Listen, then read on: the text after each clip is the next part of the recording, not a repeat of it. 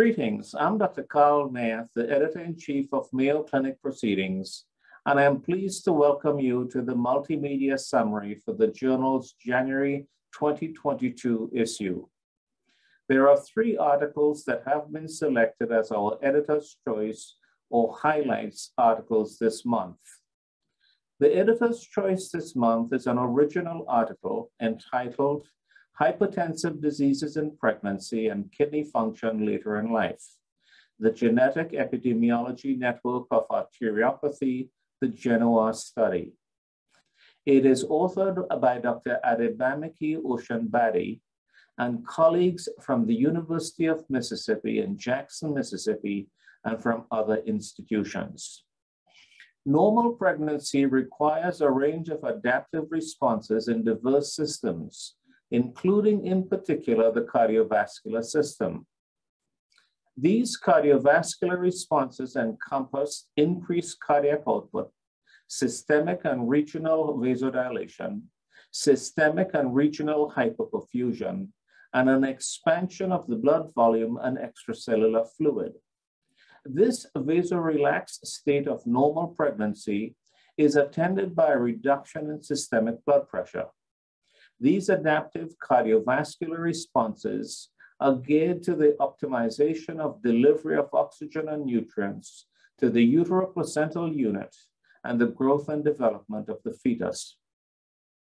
Hypertensive diseases in pregnancy comprise 4 main types: chronic hypertension, gestational hypertension, preeclampsia, eclampsia, and chronic hypertension with superimposed preeclampsia.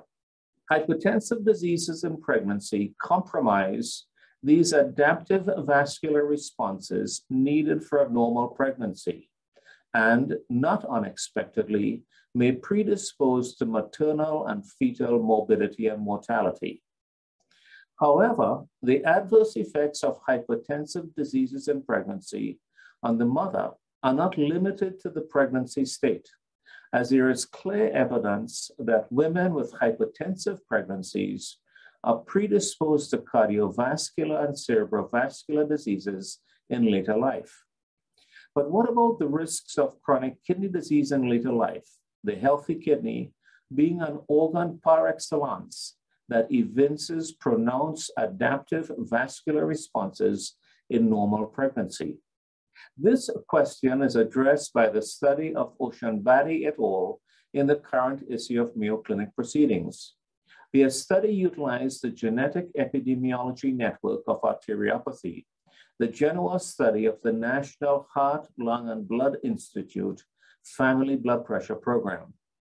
The objective of the Genoa study was to explore the genetics and target organ effects of systemic hypertension.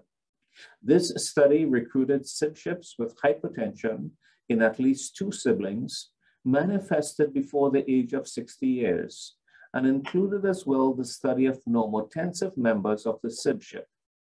The study included non-Hispanic whites from Rochester, Minnesota, and African Americans from Jackson, Mississippi.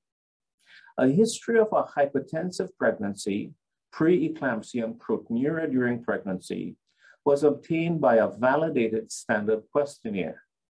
Glomerular filtration rate was determined by urinary clearance of iothalamate, and such GFR measurements were undertaken in 725 women with a history of normotensive pregnancies, hypertensive pregnancies, and preeclampsia present in 544, 102, and 17 women respectively. Chronic kidney disease was defined as a GFR that was less than 60 mLs per minute per 1.73 meters squared, or a urinary albumin to creatinine ratio that was greater than or equal to 30 milligrams per gram. Women with hypertensive pregnancies as compared with women with normotensive pregnancies had a lower GFR, a higher odds of having a GFR less than 60, and a higher odds for chronic kidney disease following adjustments for various factors that included age, race, body mass index, diabetes, hypertension, smoking, and education. The basis for this occurrence of chronic kidney disease long after hypertensive diseases in pregnancies is unclear, but the following speculation is offered. Hypertensive diseases in pregnancy incur, as for hypertension in general, the occurrence of endothelial dysfunction, the latter characterized by impaired endothelial-dependent relaxation and a propensity towards a pro-inflammatory, pro-coagulant, activated endothelial phenotype.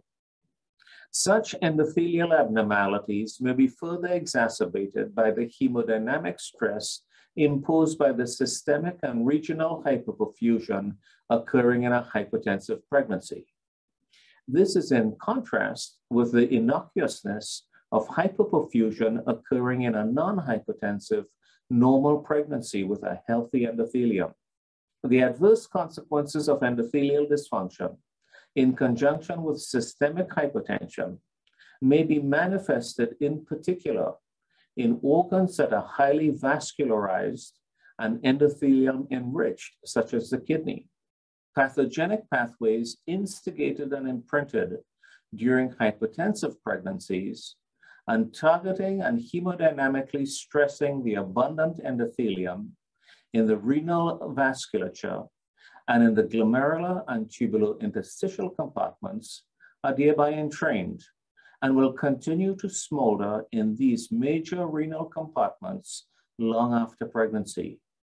Chronic kidney disease is thus variably manifested in ensuing years after pregnancy.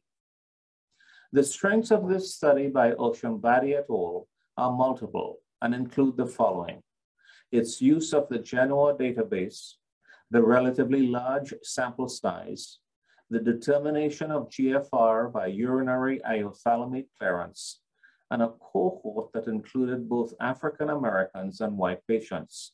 This timely study adds important new evidence that hypertensive diseases in pregnancy cast a long shadow of disease which extends way beyond the pregnancy itself and may culminate specifically in chronic kidney disease. The first highlight article this month is an original article that is entitled Osteoporosis and its Association with Cardiovascular Disease, Respiratory Disease and Cancer, Findings from the UK Biobank Prospective Cohort Study. It is authored by Dr. Irene Rodriguez Gomez from the Universidad de Castilla-La Mancha in Toledo, Spain, and colleagues from multiple institutions. Osteoporosis, the most common metabolic bone disease, and one considerably more prevalent in women as compared with men, is attended by an increased risk for fractures, frailty, and an impaired quality of life. As pointed out by Rodriguez Gomez et al. In their paper, most studies that have examined the association of osteoporosis with morbidity and mortality have largely involved women rather than men, especially older postmenopausal women. To examine the sex-specific associations of osteoporosis with morbidity and mortality, these authors utilized the UK Biobank Prospective Cohort Study. The UK Biobank study seeks to elucidate the development of disease as it relates to lifestyle, the environment, and genetic determinants by the long-term follow-up of approximately 500,000 participants from the general population in England, Scotland, and Wales. Participants were recruited between 2007 and 2010, with ages ranging from 37 to 73 years old. Using this repository of data, the authors demonstrate, not unexpectedly, that osteoporosis was more likely to occur in individuals who are older, underweight, prescribed corticosteroids, or have a number of comorbidities. The occurrence of osteoporosis in men was associated with increased risk for mortality from all causes, cardiovascular disease, and respiratory disease, including chronic obstructive pulmonary disease, even after adjusting for age, BMI, and comorbidities. The occurrence of osteoporosis in women was attended by an increased mortality risk from respiratory diseases and breast cancer, and an increased risk of cardiovascular and respiratory diseases. In distilling the salient findings of the analysis, Rodriguez-Gomez et al. Emphasized that osteoporosis occurring in men as compared with women is attended by a greater range of adverse outcomes with more statistically robust associations. As men are generally less likely as compared with women to develop osteoporosis, this finding by Rodriguez-Gomez et al. Suggests that a more inimical disease occurs in men once those factors and mechanisms that confer relative resistance to osteoporosis in men are abrogated for a reason. Osteoporosis, so often a silent disease that lurks unnoticed, often manifests itself when fractures occur. As made clear by this study by Rodriguez-Gomez et al., such silence masks a disease with risks that go way beyond fractures to include diverse comorbidities and increased mortality, outcomes that may be worse in men. Our second highlight article this month is a Perspectives and Controversies article entitled 4 Key Questions Leaders Can Ask to Support Clinicians During the COVID-19 Pandemic Recovery Phase. It is authored by Dr. Kerry Palamara from Massachusetts General Hospital in Boston, Massachusetts, and Dr. Christine Sinsky from the American Medical Association in Chicago, Illinois. The COVID-19 pandemic imposes added and particular stresses on caregivers and clinicians, the latter as a group already challenged by a pre-existing and prominent public health crisis, namely clinician burnout. In their article, Palamara and Sinsky address how best to support clinicians during the current phase of the COVID-19 pandemic, and one which has left in its wake rising concerns about increasing clinician burnout.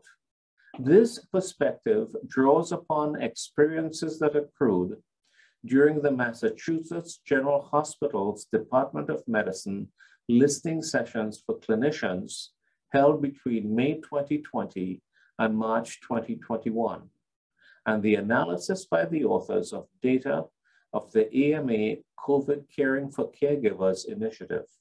This perspective offers a semi-structured strategy based on 4 salient questions that ask clinicians how they have been affected by the pandemic, what makes them feel valued, what are the impediments in achieving pride in their professional activity, and what can be done to remedy this. For each of these 4 questions, Palamara and Sinsky provide a number of illustrative responses that illumine the range and adverse impact of the specific issue.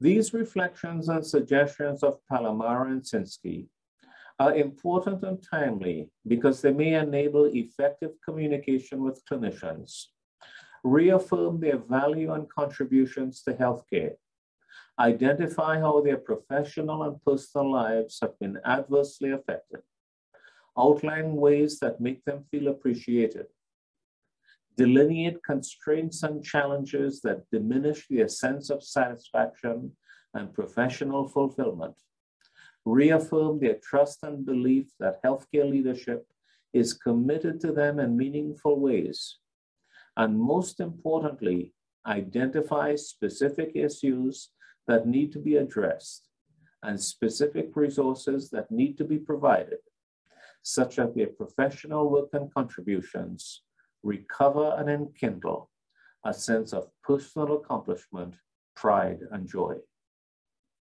You can access these highlights and editor's choice articles free of charge during the entire month of January.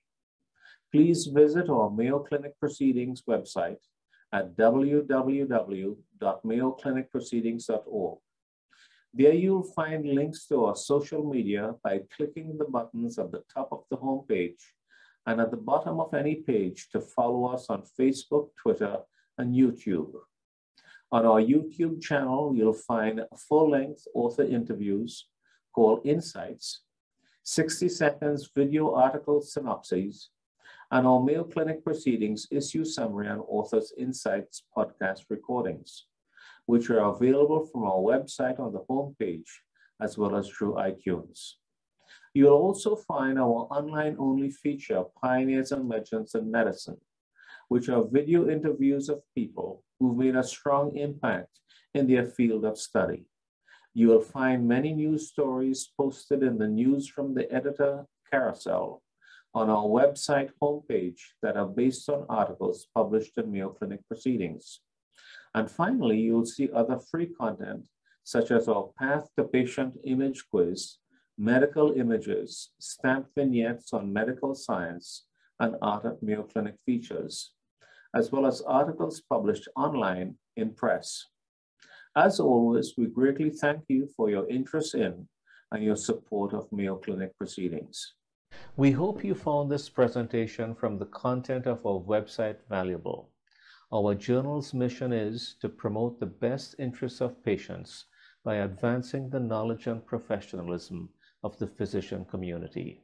If you are interested in more information about us, our homepage is www.mayoclinicproceedings.org. There you'll find access to information for our social media content, such as additional videos on our YouTube channel or journal updates on Facebook. You can also follow us on Twitter. More information about healthcare at Mayo Clinic is available at www.mayoclinic.org. This video content is copyrighted by Mayo Foundation for Medical Education and Research.